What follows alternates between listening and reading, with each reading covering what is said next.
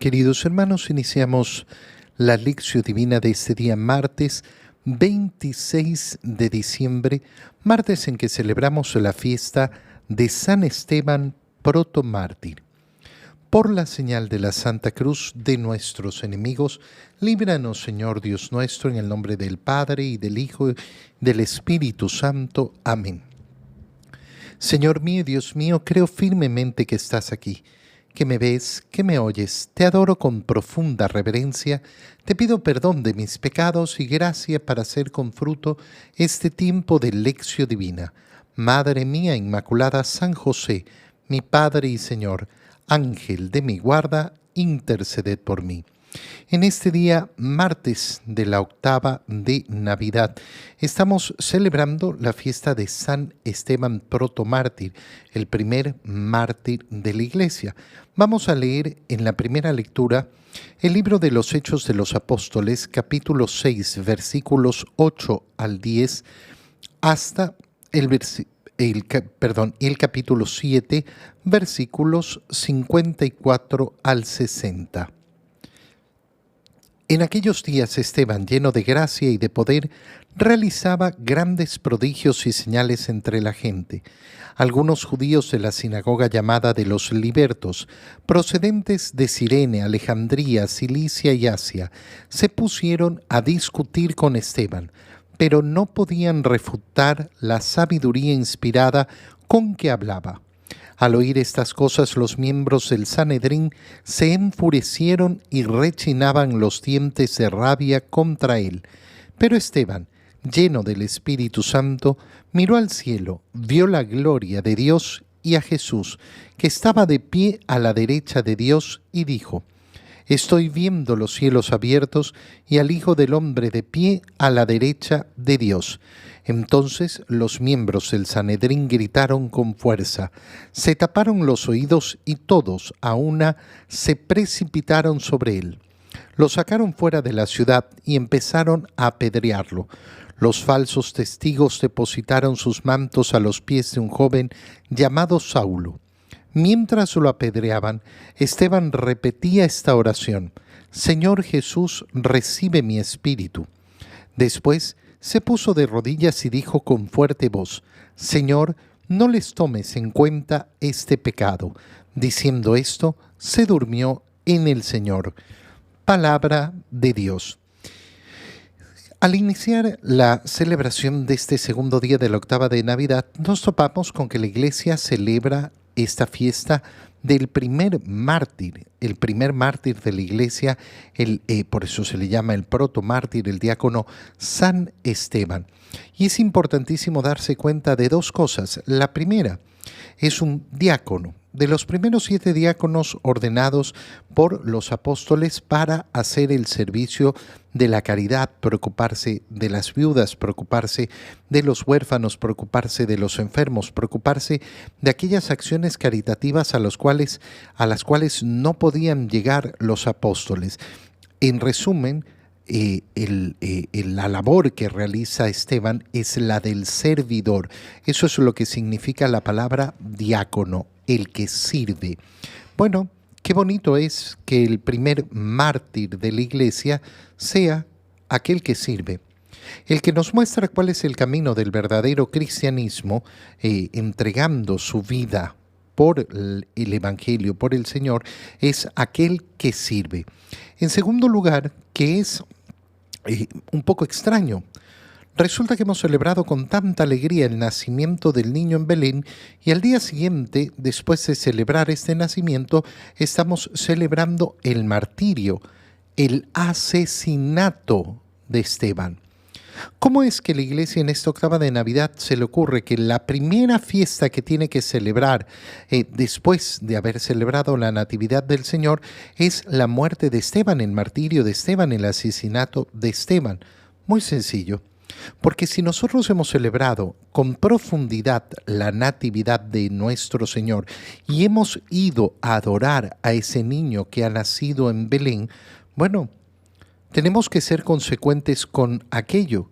Si hemos puesto nuestras rodillas delante de la cuna para reconocer que ese niño es nuestro Señor, el Dios hecho carne, aquel que ha venido al mundo para salvarnos, bueno, la disposición de mi corazón tiene que ser una: entregar la vida por él, dar la vida por ese niño. Si yo no estoy dispuesto a eso, entonces significa que mi adoración al niño que ha nacido en Belén será muy bonita y me llenará de mucha alegría, y he aplaudido y he sonado los cascabeles y las panderetas, pero no he entendido de verdad y en profundidad quién es ese niño que ha nacido en Belén. Comienza la lectura del hecho de los Hechos de los Apóstoles diciéndonos que Esteban, lleno de gracia y de poder, realizaba grandes prodigios y señales entre la gente, es decir, va adquiriendo gran notoriedad entre la gente. Y algunos judíos de la sinagoga llamada de los conversos, de los libertos, que procedían de Cirene, de Cilicia y de Asia, se pusieron a discutir con Esteban, pero no podían refutar la sabiduría inspirada con que hablaba. Esteban ha recibido la formación, ha recibido el Evangelio, pero además vive una vida verdaderamente en santidad. Y en esa vida en santidad es que puede efectivamente transmitir el Evangelio, donde no hace falta simplemente tener los argumentos necesarios, hace falta tener esa intimidad con el Señor y ese cariño hacia el Señor para poder defender el nombre del Señor, para poder defender que Jesús, ese que nació en Belén, es verdaderamente nuestro Señor y nuestro Dios. Y entonces se nos dice que no pueden refutar lo que Él dice, porque explica con autoridad, explica con sabiduría, explica además con razonamientos claros y concretos, y por eso no lo podían refutar. Oyen estas cosas los del Sanedrín y se enfurecen y rechinaban los dientes de rabia contra él. Qué diferente va a ser la actitud de estos hombres del Sanedrín con respecto a la actitud de Esteban. Esteban, lleno del Espíritu Santo, como nos dicen los Hechos de los Apóstoles, no va a rechinar los dientes ni se va a enfurecer. Normalmente, cuando una persona no tiene argumentos, es cuando entra en esa furia y comienza a rechinar los dientes o comienza a buscar expresiones que no son un verdadero diálogo ni son un verdadero razonamiento. Por ejemplo, en nuestros días, cuando discutimos sobre temas polémicos, temas profundos, tú tienes que una parte de las personas siempre acuden solo al sentimentalismo, no a la racionalidad, no a un argumento verdadero, sino a un sentimentalismo, hacer que sintamos pena por la situación de una persona determinada. Pero estábamos hablando de una verdad concreta, Por ejemplo, si estamos discutiendo sobre el aborto es un asesinato. Pero esta pobre mujer, que no sé qué, y que no sé cuánto, y que pobrecita. No, hermano mío, ponerse sentimental y pretender que la vida de esta mujer no va a justificar que podamos hablar del aborto como si fuera otra cosa y no un asesinato. Hay que tener mucho cuidado porque eso es lo que enfrentamos a diario. Esteban no se pone sentimental, sino que argumenta. Los que se ponen sentimentales son los que rechinan los dientes.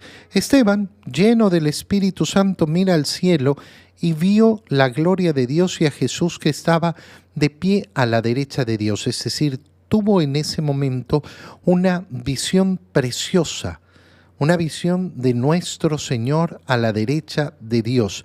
Y lo dice: estoy viendo los cielos abiertos y al Hijo del Hombre de pie a la derecha de Dios. Y esto es lo que causa la total furia. Los miembros del Sanedrín gritan con fuerza. Fíjate cómo no hay ningún argumento, ninguna racionalidad, no hay ningún juicio verdadero. No, gritan, se tapan los oídos y se precipitan sobre él. para sacarlo afuera de la ciudad para poder apedrearlo.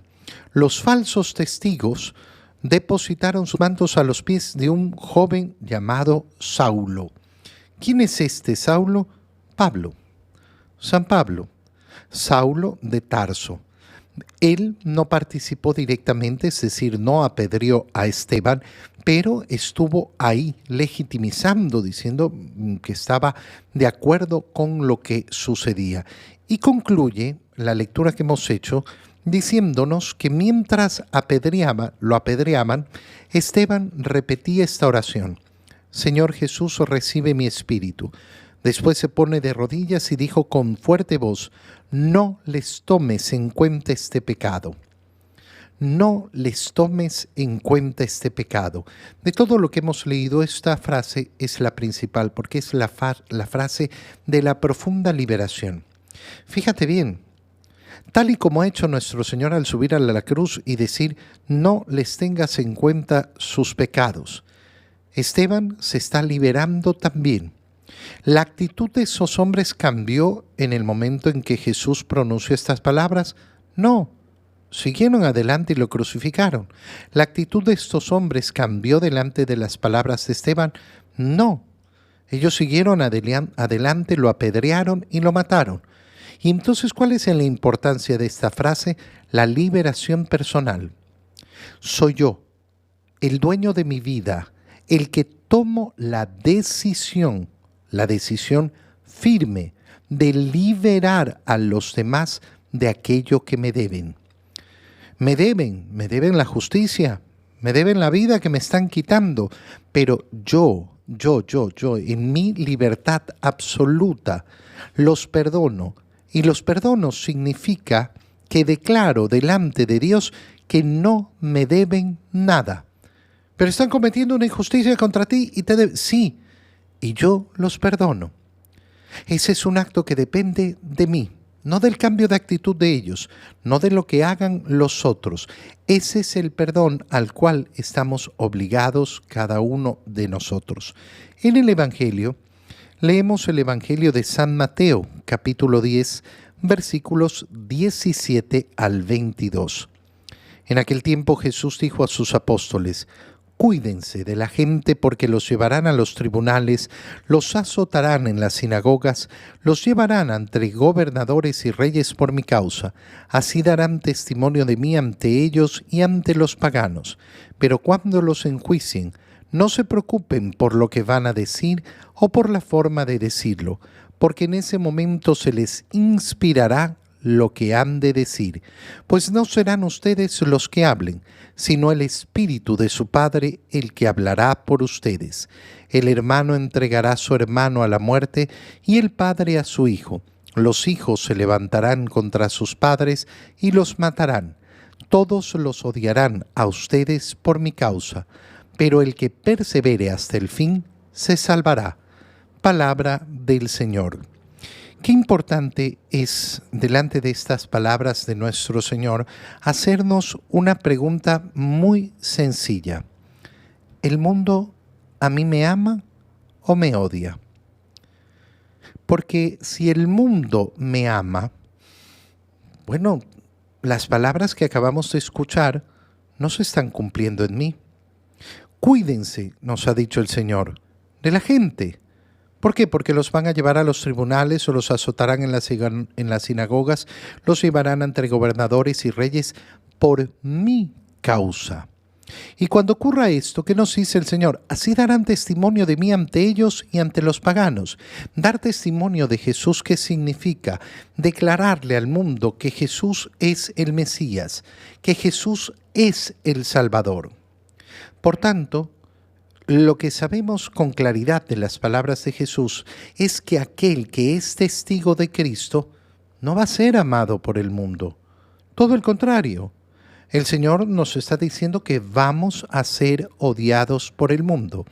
¿Significa que yo tengo anhelos de ser odiado? No, de ninguna manera. De ninguna manera puedo tener deseos de ser odiado. Y de hecho, en la medida que yo vivo el Evangelio, recibiré muchísimo amor, muchísimo amor, y en la medida que efectivamente ame, recibiré de vuelta mucho amor. Pero eso no va a quitar que el mundo me odie. Si es que soy un verdadero testigo de Cristo, recibiré el rechazo del mundo, recibiré la condenación del mundo.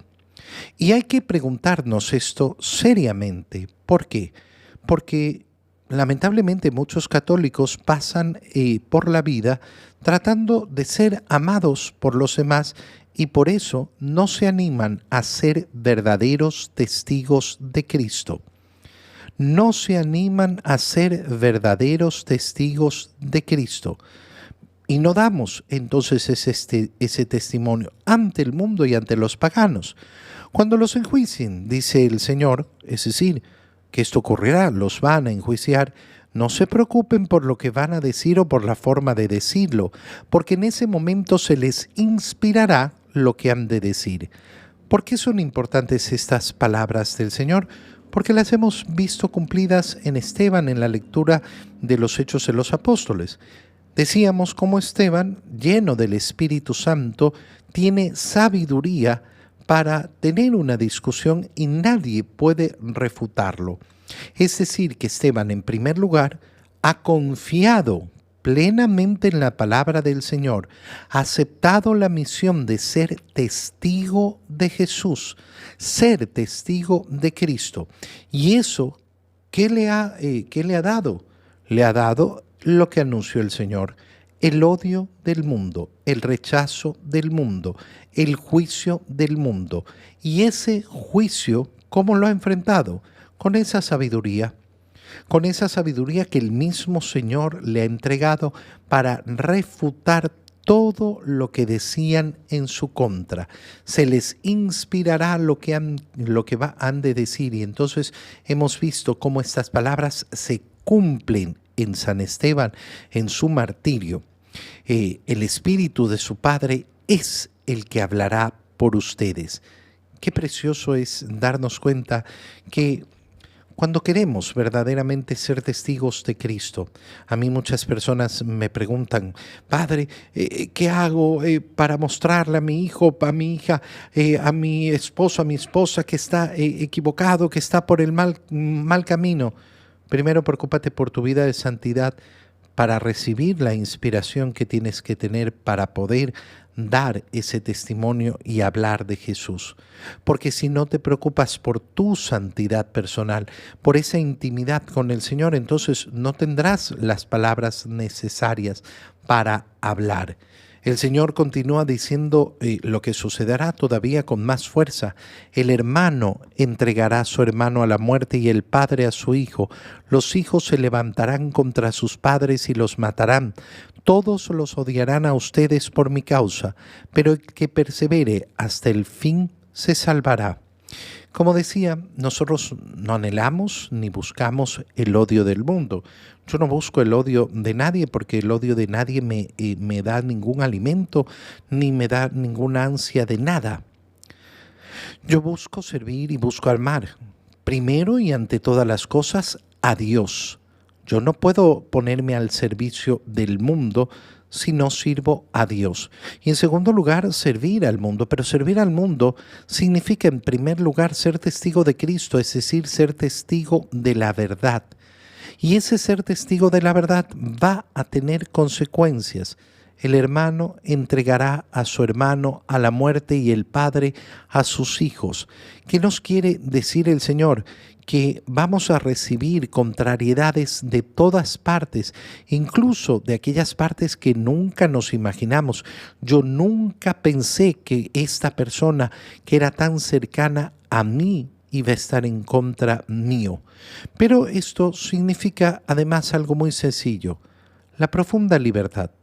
La profunda libertad de no tener miedo al juicio del mundo. Cuando nos liberamos del juicio del mundo, verdaderamente comenzamos a caminar el camino de Jesús. Qué precioso en esta octava de Navidad decirle a nuestro Señor: aquí estoy para ser tu testigo en el mundo. Y a mí, el único juicio que me importa es el tuyo, porque tú ese niño que nació en Belén, eres el único juez. Te doy gracias, Dios mío, por los buenos propósitos, afectos e inspiraciones que me has comunicado en este tiempo de lección divina. Te pido ayuda para ponerlos por obra. Madre mía Inmaculada, San José, mi Padre y Señor, Ángel de mi guarda, interceded por mí. María, Madre de la Iglesia, ruega por nosotros. Queridos hermanos, que el Señor los bendiga en este día, en el nombre del Padre, y del Hijo, y del Espíritu Santo. Amén. Un muy feliz día para todos.